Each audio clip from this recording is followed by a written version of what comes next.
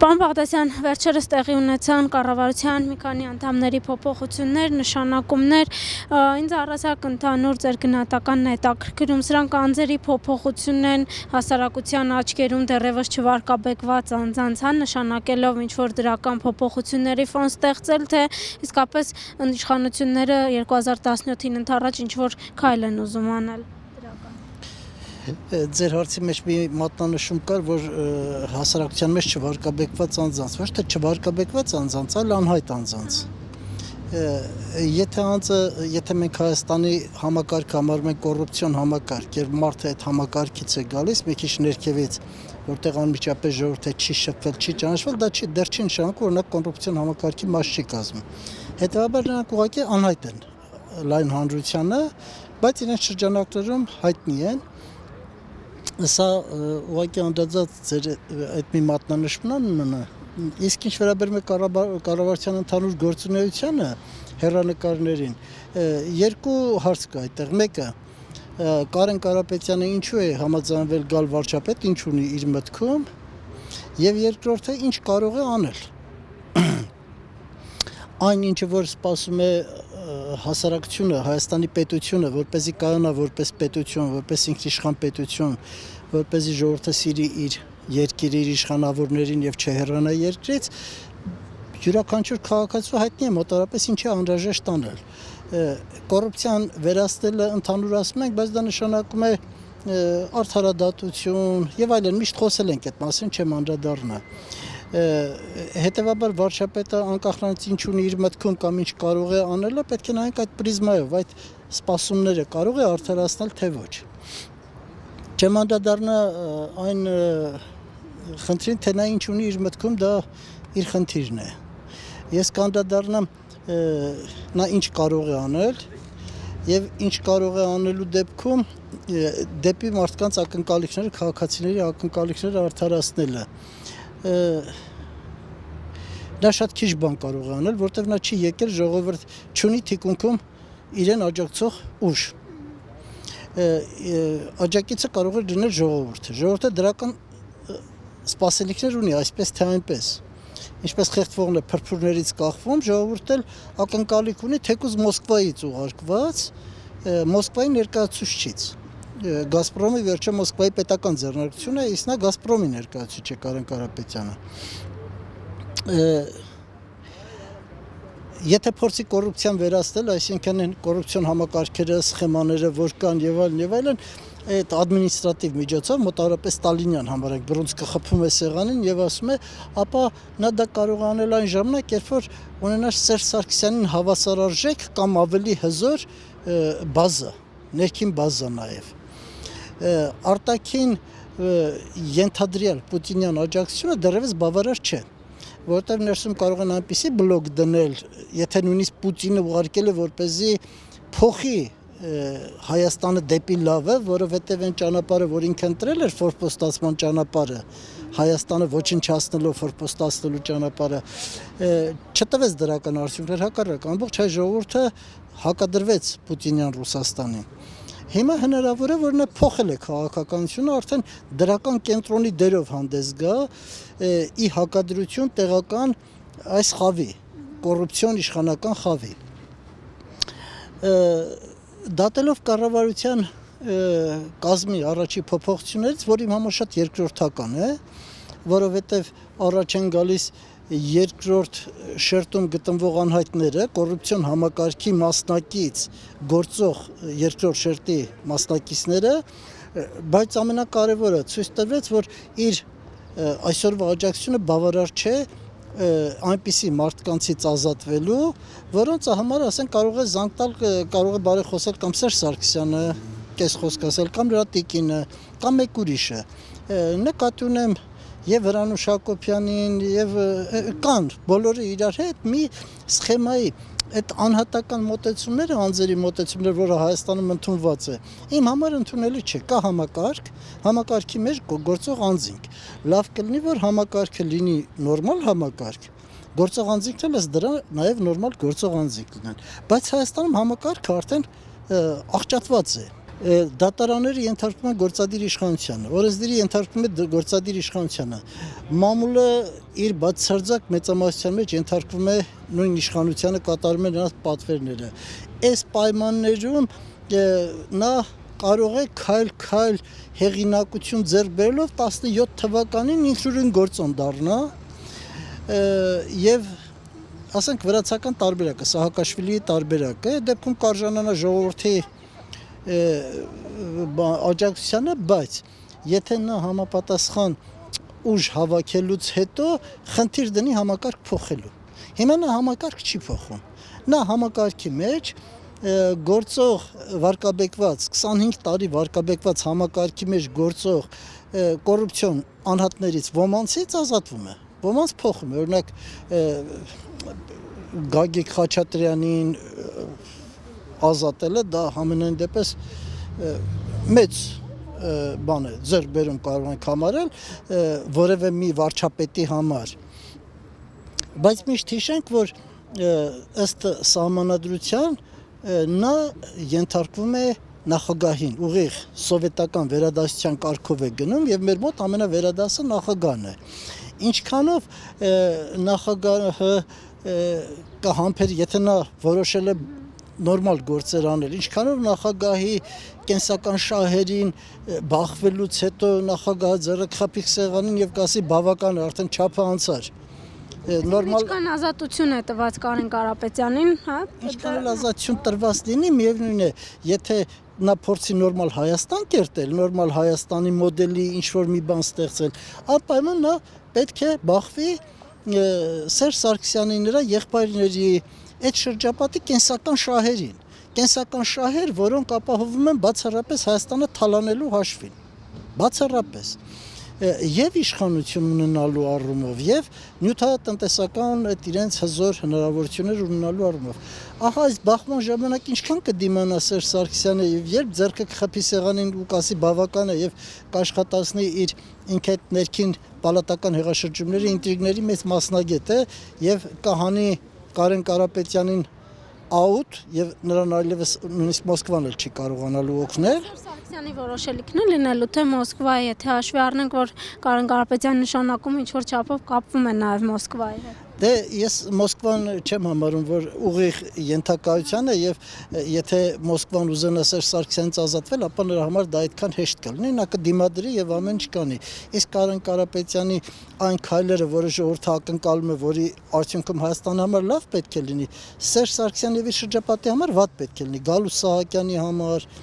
Չնայած Գալուս Սահակյանը կասի, որ վատը դա դեռ վատ չի, վատը դեռ նշանակում է, որ լավ է, բայց լավի այն տեսակն է, որը վատ չի, բայց լավ էլ չի։ Այդպիսի մի բան կասի եւ դուրս կգա, չէ՞։ Այդ ժամանակ նա անպայման կաշխատացնի այն ներքին մեխանիզմները, որ օրինակ Մոսկվային ցույց կտա, որ Կարեն Կարապետյանը Հայաստանը տանում է ինքնիշխանության, այսին չի կարել։ Եվ պետք է նրան ոչնչացնել։ Կարեն Կարապետյանի խնդիրը հիմա պետք է լինի ոչ միայն այս առերևույթ քայլերը անելը, որը ինչ որտեղ ժողովրդի մոտ դրական սպասումներ է առաջացնում, այլ նա պետք է նպատակամղված գնա խորը թիկունք ստեղծելու ժողովրդի միջոցով, որովհետև եթե չկա մի քանի ամսից հետո ոչ թոշակներն են ավելանալու, ոչ կյանքն է փոխվելու, ոչ գազի գինն է էժանանալու, ոչ Պարսկաստանից մենք գազ ենք ներմուծելու ազատորեն ալտերնատիվ, ոչ հանելու ենք հետաքննենք Գազպրոմի թալանի հետևանքները, ոչ հետաքննելու են Գազպրոմ, ջեք, ատոմակայան, բաշխիչ ցանցեր այդ ռուսական թալանի սխեման, ոչ երկաթգծերն է կարողանալու ինչ-որ մի բան անել, իսկ դրանք Հայաստանի տնտեսաստեղծ հիմքերն են։ Եվ երբ որ արդյունք չեղավ, հիասթափությունը մեծ է լինելու, նորից նույն վիճակին են գալու, իսկ Կարեն Կարապետյանը անձնապես տուժված վիճակում կհայտնվի։ Այդ իմաստով նա հիմա ունի եզակի հնարավորություն օգտագործի ստեղծի իր բազան եւ 17 թվականի ընտրություններում իսկապես այս ՀՀԿ-ական մոնոպոլ վիճակին ալտերնատիվ վիճակ ստեղծելու հիմք ունենա, բայց ասում եմ, եթե հեռանկարում Հայաստանի ապագային նոր սահմանադրությամբ նախատեսվող կուսակցապետական համակարգը չփոխվի, այսինքն այս կեղծիքներով ընտրված ընդունված սահմանադրությամբ դրված հիմքը հանկարծ սկսի աշխատել, մենք ավելի վատ վիճակում ենք հայտնվելու։ Եվ այդ պատճառով Կարեն Կարապետյանի շատ բարդ ճանապարհ է սպասում, եթե նա ուզում է լավ բան անել,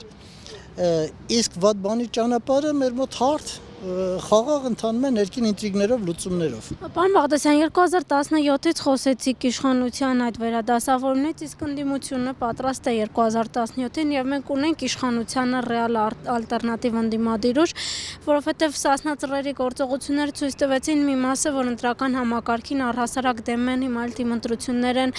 կան կուսակցություններ, որ բոյկոտում են առհասարակ մասնակցությունը, իշխող հանրապետականին ռեալ ընդդիմադիր լինելու է 17-ին այս պայդրությամբ։ Այս պայդրությամբ ռեալ ընդդիմություն չի լինելու իմ գնահատականով, որովհետև ինչ է նշանակում ռեալ ընդդիմություն, Հայաստանի ընդդիմադիր դաշտը շատ պրիմիտիվ հակադրման դաշտ է։ Ուրեմն հանրապետականը վատ տղաների եւ վատ տիկնանց իշխանություն է, մենք լավ տղաներ ենք, լավ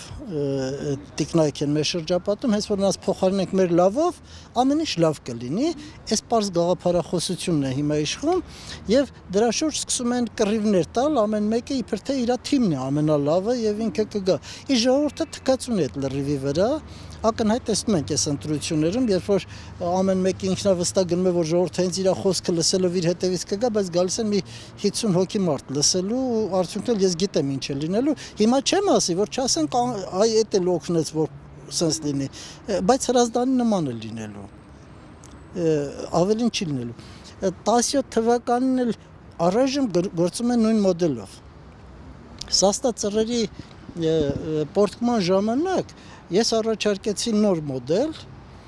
որը հանրության մեջ քիչ թե շատ հայտնի մարդիկ համախմբվեն համակարգ փոխելու ծրագրի շուրջ, ոչ թե իշխանությունը փոխելու ծրագրի շուրջ։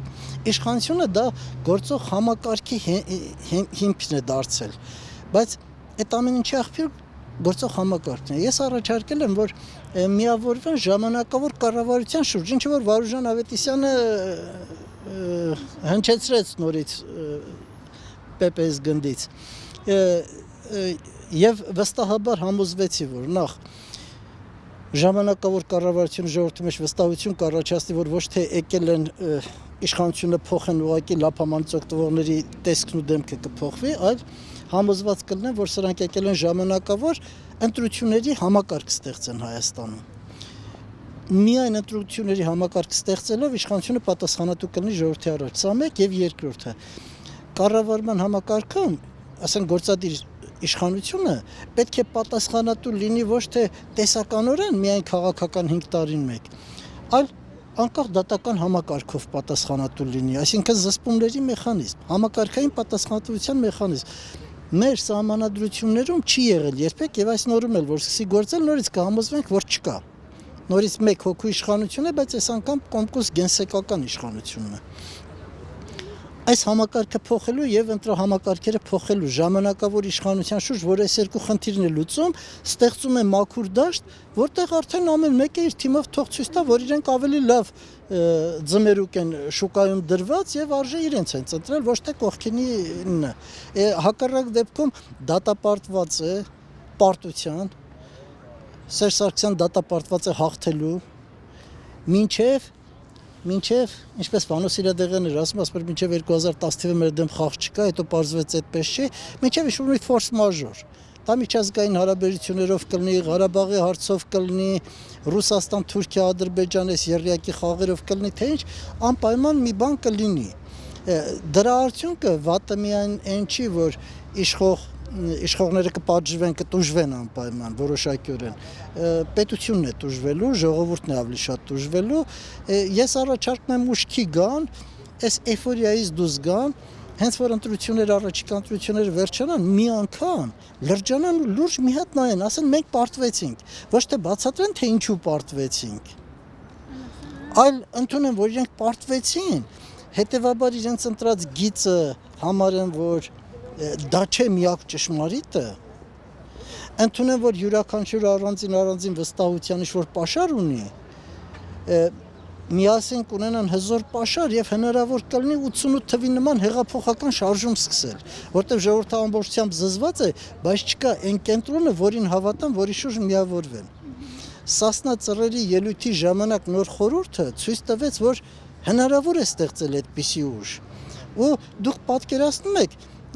թվում էր թե այդ անարխիկ վիճակը հետո Նիկոլ Փաշինյանն էր վերցելու, թվում էր եթե Նիկոլ Փաշինյանը գրած կքանդվի ու ժողովուրդը կհայտնվի մի անարխիկ վիճակում, անկազմակերպ, անղեկավար, բայց պարզվեց, որ ոչ միայն Նիկոլ Փաշինյանին փոխարինվեց շատ նորմալ ընդունվեց ժողովրդի կողմից, այլ հակառակը հավատ առաջացավ։ Սկսեցին մասնակցել, սկսեցին կուսակցություններ գալ, հիշում եք Ռաֆի Հովհաննիսյան եկավ, Վարդան Օսկանյան եկավ, այսինքն ես հենց այդ սխեման եմ առաջարկում, այդ միավորումից հետո կսկսվի քայքայումը, կսկսվի իշխանությունից վախեցողների հեռացումը իշխանության մեջ կսկսի քայքայումը։ Այս սխեման, եթե ընդունեն, ի վերջո աշխատեն, շանս կա հաղթելու։ Հակառակ դեպքում ամսի 3-ին կարող են նստել ու սկսել բացատրել, թե ինչքան վատն էր ժողովուրդը, այն լուսավոր Հայաստանը ինչի խլեց ձայները բանից, պայմանագրից, ինչի 6000 բաները չոքրեցին այս կեղծիքների դեմ եւ այսպես շարունակ։ Ի վերջո, եթե նույնիսկ Սերժ Սարգսյանը ասենք թե խորամանկ շախմատիստ որպես մի համայնքել տա, որպեսզի հույս արտնացի գարնանը ճանապարհով շարունակելու 5 մանդատ էլ այդտեղ կտա։ Ինչն է փոխվում։ Եթե դու 170 տեղում պարտվել ես, չկա, կարևոր չի դու դրել ես տեխնացիոնը, թե չէ, ժողովուրդը պարտվել է, չկա։ Հաղթել է իշխանությունը։ Ու մի տեղում դու հաղթել ես։ Այսպես ասած, հաղթել ես։ Դա ներկայացնենք հաղթանակ։ Ասենք եթե վաղը Սերժ Սարգսյանը ինչ-որ մեկին 4 հատ մանդատ տա ազգային ժողովում, կամ 10 հատ, կամ 20 հատ, ներկայացնենք որպես հաղթանակի սկիզբ ու այդպես մի 100 տարի հետո Հայաստանում, ասենք, ուզում եմ ասեմ, անլուրջ է, այս քաղաքական մոտեցումը անլուրջ է, ժողովուրդը ինտուիցիայով կամ բացատրելով հասկանում է այդ անլրջությունը, դրա համար ոչ մեկին չի վստահում, արդյունքում երբ որ ոչ մեկին չի վստահում, ասում է շնից մասպոկ ելնել է օգուտ, եւ մեկը 5000 դրամով, մեկը մի գարաժով, մեկը մի գործով, մեկը ուղղակի ախպերության մեջ մնալու բանով սկսում է այդ նույն հին մեխանիզմը աշխատացնել։